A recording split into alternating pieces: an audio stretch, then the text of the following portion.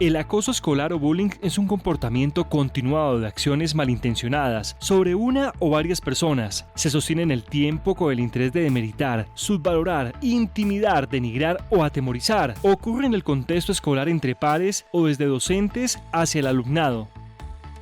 El acoso escolar, conocido por su término inglés bullying, es cualquier forma de maltrato psicológico, físico o verbal, producido entre alumnos de manera repetitiva durante un tiempo prolongado.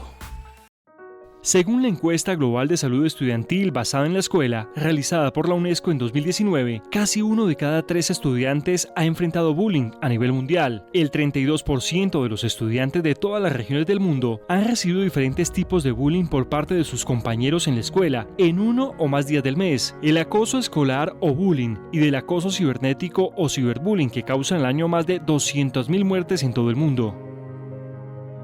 El bullying interrumpe los estudios de cerca de 150 millones de jóvenes entre 13 y 15 años de edad, por lo que es un problema que necesita soluciones cercanas para frenar dicha consecuencia. Colombia es el 10º país donde se presenta más bullying, con más de 8.900 casos en promedio por año. Cundinamarca es el departamento que más concentra casos denunciados con 21%, seguido por Antioquia con 13% y de Atlántico con 12%. 32% de los estudiantes en Colombia reportó haber sufrido de matoneo, comparado con el promedio general de la OCDE, que es 22%.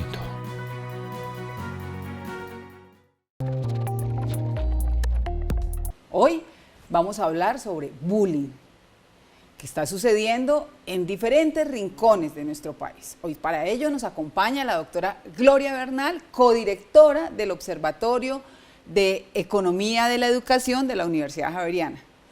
Muchas gracias por la invitación, representante Olga Lucía. Quiero que hablemos de esos resultados que arrojaron las pruebas PISA comparado con los países de la OCDE. Nosotros aquí pasamos del insulto a la humillación, el robo, al chantaje, es decir, está pasando de todo en las instalaciones escolares. En efecto, en Colombia parece ser más normalizado, comparado con los países de la OCDE, el tema del acoso escolar. En esta encuesta que se hace de parte de la OCDE PISA para estudiantes de 15 años, se encontró que el 32% de los estudiantes en Colombia ha sufrido de acoso, frente a un 23% de la OCDE. Y adicionalmente es más alto en los hombres que en las mujeres, un 37% versus un 28% para las mujeres. Pero significa que tanto a hombres como a mujeres hay acoso. Sí, en los hombres es más físico en promedio y en las mujeres es más psicológico en promedio. Sí. Más psicológico. Yo recuerdo que yo usaba gafas, además era más alta que el promedio de mis compañeras y me decían gafufa y me decían jirafa. Igualmente. Entonces, al principio yo decía, me molestaba, pero cuando llegué a Bogotá, me di cuenta que ser alta era importante y que tener gafas no me impedía tener ningún proceso de relacionamiento social. Así que tomé aire, confié en mí misma y dije, olvidado lo que ha pasado en la escuela, ¿no? Pero me afectó. ¿Cuáles son esas cifras que arrojan hoy? Porque de verdad que es dramático lo que está pasando. Sí, de acuerdo. En las pruebas PISA se pregunta específicamente por hechos puntuales, acciones puntuales de acoso, y se pregunta si es muy frecuente esas acciones. Es muy frecuente, encontramos que, por ejemplo, el 16% de los estudiantes en Colombia reportan que fueron excluidos de un grupo versus un 11% de la OCDE, que les hicieron comentarios ofensivos, un 18% versus un 11% de la OCDE, que fueron insultados, humillados, un 18% versus un 14% de la OCDE, o que les robaron, les dañaron los objetos personales, es un 12% versus un 7% de la OCDE. O sea, casi que en todas las cifras duplicamos los datos de la OCDE. O sea, nosotros... Es dramático que nosotros tengamos unas cifras como que en el promedio de la OCDE es el 6% frente a amenazas, ¿no? Chantaje, y nosotros aquí tenemos el 11%, es decir, doblamos el promedio de la OCDE. Somos expertos en amenazar y en Ahora, chantajear. Si me permites, hay un dato que me parece a mí aterrador, y es que cuando le preguntan a los estudiantes si ellos creen que es malo bullying, el 86% de los chicos de la OCDE en promedio responden sí, es malo. En Colombia solamente el 68% reconoce que el bullying es algo que no se debería hacer. Doctora Gloria, es que nosotros aquí en Colombia naturalizamos la violencia, Sí. Así que el llamado y la urgencia es que no es normal que me hagan bullying. Hay que parar ese ciclo que tenemos en Colombia de violencia y de acoso. Doctora Gloria, lo otro que evidencia estas pruebas es que va escalando, ¿no? Va escalando. O sea, un día me dicen flaca, otro día me dicen gafufa, otro día me dicen jirafa, otro día me roban, otro día me amenazan, y va como creciendo el bullying. Sí, en los colegios de hecho tienen unos planes y tienen unas tipologías para identificar los tipos de bullying. Tipo 1 es que ocurrió una vez, no es sistemático, se hizo el llamado de atención y ya está. El tipo 2 es cuando es sistemático, repetitivo. Hay una acción física, pero no hay una incapacidad. En ese caso hay que activar todos los manuales de convivencia de los colegios y hacer las medidas respectivas con los estudiantes involucrados, el victimario, la víctima e incluso, y más importante diría yo, los testigos. Y el tipo número 3 es donde ya la agresión física pasa a una incapacidad. En esos casos ya el colegio no es la única entidad involucrada, sino que también se involucran secretarías de salud, ICBF, incluso si el caso es demasiado grave puede ir a la justicia penal adolescente. O sea que tenemos tipo 1, un insulto, una ofensa, una humillación, tipo 2, una amenaza, ¿sí? Y tipo 3 ya la agresión. Sí, y en tipo 2 y 3 son repetitivas, es importante. Y si son repetitivas. Bueno, estos son los tipos de bullying que identifica las pruebas PISA.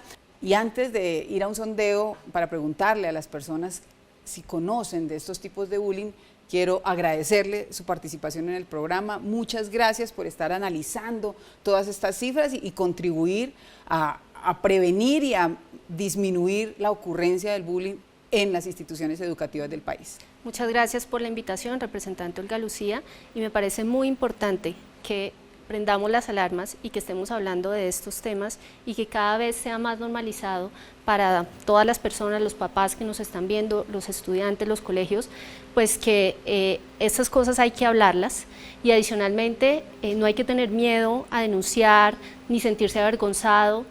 Por el contrario, a los niños, niñas y adolescentes les hablo que siempre tienen que recurrir a una persona de confianza, a un cuidador, a sus padres y contarles lo que les pasa. Así que no te quedes callado, no te quedes callada. Denuncia, informa al coordinador, al papá, a la mamá, a un amigo, a la tía, a la abuela, pero hay que hablar, denunciar. Preguntémosle a las personas en la calle qué saben del bullying, saben que existen varios tipos de bullying. Miremos qué nos responden. Sí conozco qué es el bullying, existen diferentes tipos de bullying, el bullying en el colegio, en el trabajo, en la familia, y he sufrido también bullying sobre todo en el colegio, que era con agresiones, que un año bastante difícil por el tema del bullying. También es un hecho que en los colegios se tiene que trabajar y fortalecer para evitar que los niños y los jóvenes caigan en conductas que pueden terminar agrediendo a los demás. Sí sé que es el bullying, es como todo este tipo de hostigamientos que le hacen a algunas personas para hacerlas sentir mal por su apariencia o por cómo se viste o por ese tipo de cosas. Creo que ahora se ha como visto más o se le ha dado como más trascendencia al tema, cosa que no pasaba antes, y pues me parece importante que esto pase, que se reconozcan esos casos y que obviamente pues se eviten. El bullying es una de las problemáticas con mayor frecuencia en Colombia, especialmente en ámbitos escolares. Sin embargo, no deja de ser también una problemática entre los adolescentes, incluso entre los adultos. Colombia se ubica en el país 10 del top 30 de los países con mayor índice de bullying. Esto ocasiona en varias oportunidades incluso suicidios o muertes de niños, jóvenes o adultos. Mi nombre es Juliana Celi. Tengo 23 años, estudio actualmente mercadeo de publicidad, estoy finalizando la carrera, trabajo en una empresa en el área de mercadeo y diseño gráfico. Soy la hija de Rosa Elvira Celi, el primer caso mencionado en Colombia sobre feminicidio. Gracias a su caso, muchas activistas empezaron a alzar la voz de los derechos de las mujeres, pero también a raíz del caso, por ser hija de ella, empecé a sufrir de bullying en el colegio en el que estaba cursando en ese momento los estudios. La raíz del bullying fue porque no tenía los mismos recursos y pues no era igual a los demás niños, y también ser hija de ella fue un punto clave. Comienza en el 2012, en el mismo año que mi mamá muere. La primera vez que me hacen cambio de colegio después de los hechos sucedidos, pues me cambian por primera vez del colegio en el que estaba al nuevo. Es allí en donde me hacen bullying por la razón de ser hija de Rosa Elvira Celi, pero comienza con una pregunta de una compañera, relacionando el apellido mío y el de mi mamá. En el momento que ella me explica o me dice quién es mi mamá, me dice: tú eres hija de Rosa Elvira Celi, la muchacha que empalaron y violaron en el Parque Nacional. Yo en ese momento no sabía y no conocía los hechos a profundidad, solo sabía que mi mamá había fallecido a raíz de un accidente o pues que alguien la había atacado, pero no en la magnitud que había pasado. Yo simplemente le digo: sí, soy ella, y al finalizar la jornada llego a mi casa a revisar los periódicos que mi abuelita tenía, y ahí es donde me doy cuenta a detalle qué era lo que había pasado con mi mamá. Al principio pues no sabía qué sentir, simplemente no sabía muchas cosas de las que había leído, o sea, no entendía qué eran, también no entendía por qué no me habían contado, pero no sentía ni odio ni tristeza, solo dolor, porque igualmente me habían quitado a mi mamá, pero no, el sentimiento no cambió. Igual yo sabía que mi mamá había muerto de manera violenta, solo que las circunstancias específicas no las sabía. Continué mi vida normal. Desde ese momento ya empecé a tener un acompañamiento psicológico muchísimo más fuerte, pero solamente porque mi tía fue la que ayudó o encontró un psicólogo para la parte pues de mi mamá, para poder procesar la parte de cómo había muerto.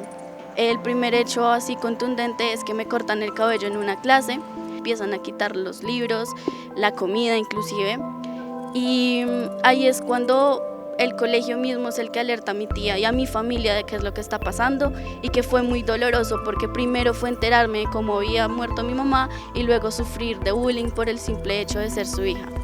Empecé a cambiar mi forma de ser. Yo era muy noble y muy alegre, obviamente en ese momento ya no lo era.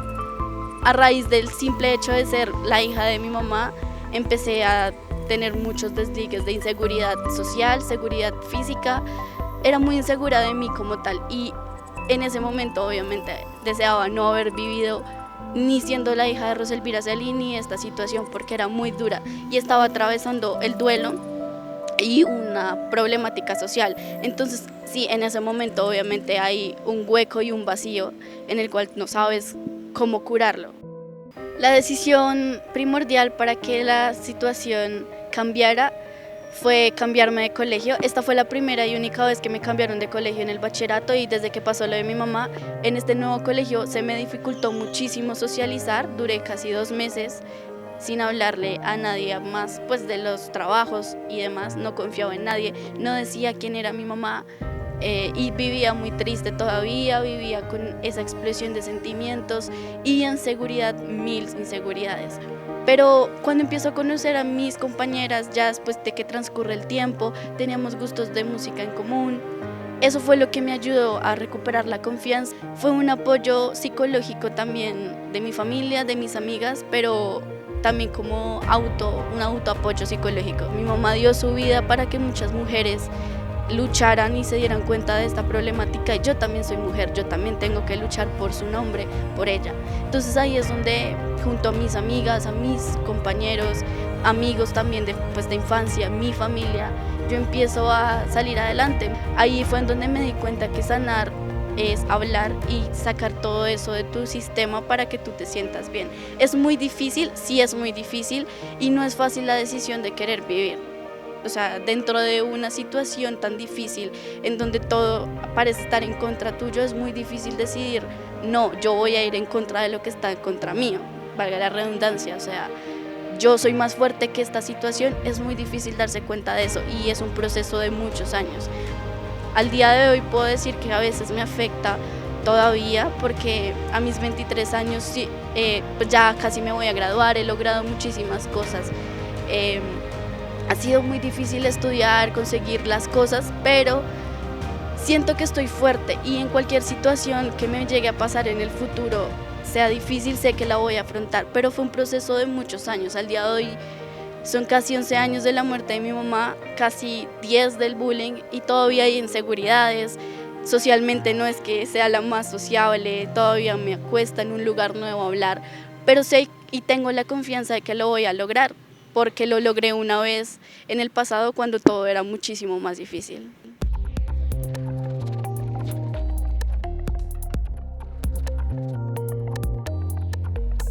Me duele el alma ver situaciones como la que acabamos de conocer. No podemos permitir que en las instituciones educativas estén entre los mismos estudiantes agrediéndose, insultándose.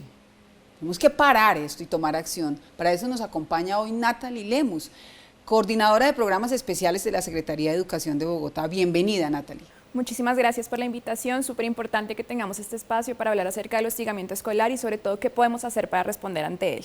Acabamos de ver que hay 3 tipos de bullying, de acuerdo a un análisis que se hace con el resultado de las pruebas PISA, pero en la Secretaría, ¿cómo se establecen esos niveles de agresión o esos estadios donde uno dice, bueno, esto sí es bullying, esto es acoso, esto ya es una lesión personal?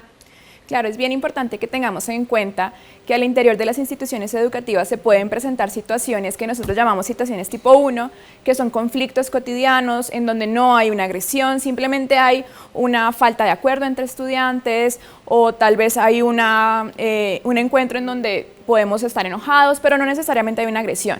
Estas situaciones, y no es repetitivo, es algo que ocurre una vez. Estas situaciones las llamamos situaciones tipo 1, son situaciones que pueden ser manejadas en el aula, que usualmente las y los docentes tienen las herramientas para manejarlas. Ahora, hay situaciones en donde ya se observa que es evidente que es metódico, sistemático, repetido, en donde se le está agrediendo a un estudiante. Esto puede ocurrir ya sea de manera física, pero también de manera verbal, psicológica, medios digitales. Cuando esto se vuelve repetido, sistemático, ya estamos hablando de acoso escolar. Por ejemplo, cuando un estudiante dice, me eliminaron del Facebook, me sacaron del grupo del salón, y cada vez que yo intento ingresar y pido que me ingrese, o la coordinadora me ingresa, vuelven y me sacan. Claro, a esto le llamamos una agresión de manera gestual, y es cuando por medio de gestos intentamos aislar a una persona, hacerla sentir mal, degradarla, humillarla. Cuando esto se da de manera repetida, así como usted lo menciona, ya estamos hablando de una forma de acoso escolar. Es importante reconocer que cuando hay una agresión que ya implica una incapacidad, aquí ya nos pasamos a las situaciones tipo 3. Ya esto no necesariamente va a poder tener un manejo pedagógico, sino más bien hay que activar otras instancias, como lo es la justicia penal adolescente, porque ya estamos hablando de un presunto delito. Por ejemplo, cuando un estudiante dice, bueno, nos encontramos a la salida, ¿no? Nos encontramos a la salida y se llegan a golpes, se utilizan a veces armas blancas, ya eso no es acoso escolar. No, ya no es acoso escolar, eso se llama lesiones personales y ya nos vamos a otras instancias. Bueno, es muy importante tener claridades porque hoy, y quiero preguntarte, Natalie, ¿qué efecto está teniendo en la salud mental de los estudiantes este tipo de situaciones? Lo cierto es que el acoso escolar, una de sus características es que genera unos efectos emocionales en la salud de las niñas y los niños. ¿Cómo son estos efectos? Pues puede generar aislamiento, tristeza profunda, muchas veces incluso puede llevar a depresión o a situaciones de conducta suicida. Es necesario que nos acerquemos al acoso escolar tomándolo en serio, porque algunas veces estas situaciones las tomamos como algo que se puede llevar a la ligera o que incluso las mismas familias envían a las y los estudiantes a lidiarlas. No se la deje montar, defiéndase, pero a ver, ¿es que acaso yo no le he enseñado a defenderse? ¿No? Exacto, golpee más duro o devuelve un insulto más grande. Y cuando entramos ya en esta dinámica de devolver, se nos va a salir de las manos las situaciones de acoso escolar. Necesario que identifiquemos también que el distrito tiene un protocolo de atención para las situaciones de acoso escolar que nos dice y les dice a las instituciones educativas qué podemos hacer, a quién podemos remitir y sobre todo lo más importante es que se detengan las situaciones de agresión para que no se continúe dando la afectación. Bueno, Natalie, aquí tenemos a la persona que es víctima del bullying o del acoso, al agresor, pero también los espectadores, es decir, los que están, los docentes, los estudiantes que están observando. ¿qué debe hacer cada uno? Porque yo creo que si los espectadores le alaban y dicen, muy bien, vale, dele más duro, pues entonces estamos subiendo la autoestima del agresor. Pero si yo tomo acción y digo, no, eso no es correcto, hay otra situación. Claro, lamentablemente en nuestra cultura estamos muy acostumbrados a las situaciones de violencia e incluso muchas veces nos parece que son las maneras adecuadas de socializar. Acá realmente quienes tienen una posibilidad gigante de hacer algo son los niños espectadores, quienes pueden detener la situación, quienes pueden notificar a sus áreas de orientación que esto está sucediendo. Tenemos a quienes agreden, a quienes reciben la agresión, que les invitamos a que si están recibiendo este tipo de agresiones, lo comuniquen con sus áreas de orientación, con sus familias, para que podamos activar los protocolos y acompañarles. Pero también todos estos estudiantes que están alrededor viendo, alabando muchas veces o tal vez quedándose callados porque les parece normal, les parece que esa es la manera de resolver, pues también tenemos que hablar al respecto y tenemos que trabajar mucho en la pedagogía de la desnaturalización de las violencias, que es que esto ya no nos parezca normal, que sepamos que esto es una acción que no debería suceder y que podamos hacer algo al respecto. Lo correcto es el buen trato, lo correcto es que me respeten, lo correcto es que yo respete. Así que eso es lo que tenemos que naturalizar, el respeto, las buenas formas, la buena convivencia entre todos en el ambiente escolar. Por eso el llamado, no es normal si hay un acoso, no es normal si hay una humillación, no es normal si hay una agresión, no es normal que me roben las cosas, los útiles escolares, las onces. Hay que hacer, denunciar. ¿Dónde puede denunciar un padre de familia si se identifica que su hijo está siendo víctima de acoso? Aquí hay una vía inicial, que son las oficinas de orientación escolar, quienes usualmente reciben estos casos y activan los protocolos, pero también tenemos la Oficina para la Convivencia Escolar, una oficina de la Secretaría de Educación desde la cual estamos trabajando en contra del hostigamiento escolar. Hay un correo que es oficinaparalaconvivenciaescolar @bogotá.gov.co y ahí podemos generar los canales de denuncia. También en Bogotá Te Escucha recibimos este tipo de notificaciones para poder acompañar. Bueno, en el resto del país, cualquier padre de familia puede acudir al rector del colegio, de la institución educativa, rector, rectora, a los profesores, al coordinador de curso, a la orientadora, al orientador. No nos quedemos callados y tampoco tomemos la actitud de que mi hijo ya está grande y se tiene que defender. Mire, a ver, yo ya le enseñé. No, aquí no podemos naturalizar la agresión. Así que es un llamado generoso, respetuoso a todos los padres de familia, a todas las personas que pues al abuelo, la abuela, la tía con quien viva el estudiante, denunciemos, hablemos con los orientadores, hablemos con los profesores y el estudiante, un llamado para quien esté siendo víctima de acoso escolar, de agresión escolar, de maltrato. Denunciemos, hablemos, no nos dé pena. ¿Por qué nos va a dar pena? No, al contrario, cuando yo denuncio, tengo la gran posibilidad de que se acabe el acoso en la institución. Ahí yo lo que agregaría es a las personas adultas que acompañen, recuerden esa vez en donde algo les dolió mucho, ya sea una humillación, un apodo. Si aún se acuerdan, es porque fue significativo. No disminuyamos estas situaciones que al final sí afectan la salud emocional de las niñas y los niños. Natalie, yo quiero que le contemos a los televidentes, nosotros hemos conocido de casos donde empezó por los apodos, luego el hurto, luego llegó a tal depresión un estudiante que intentó suicidarse, otro terminó suicidándose. Es decir, el bullying ¿afecta efectivamente y genera trastornos mentales? El bullying tiene una afectación significativa en la salud mental de las niñas y los niños. Ahora que esto pasa a ser un trastorno, digamos que tiene muchas variables, pero sí afecta significativamente la salud mental de las niñas y los niños. Pero sí puede sufrir depresión. Claro, puede generar depresión. Puede generar un intento de suicidio. Está relacionado con la conducta suicida, puede generar situaciones de ansiedad. Incluso estamos entendiendo que el bullying muchas veces, el hostigamiento escolar, está relacionado con la deserción escolar. Y es al punto de yo no aguanto más ir al colegio en esas situaciones. Al colegio, cámbiame de colegio. Exacto, por eso es tan importante prestarle atención. Bueno, Natalie, hemos hablado de lo que está pasando en las instituciones educativas. Nos preocupa la situación que están viviendo muchas familias que están siendo víctimas de acoso escolar con sus hijos, sus hijas. ¿qué mensaje le envías tú al agresor, a la víctima y a los espectadores? Primero, no es normal, no disminuyamos las situaciones de hostigamiento escolar, prestemos atención a ellas, notifiquemos a las áreas de orientación, activemos los protocolos y hagamos mucha pedagogía para la desnaturalización de las violencias. A todos.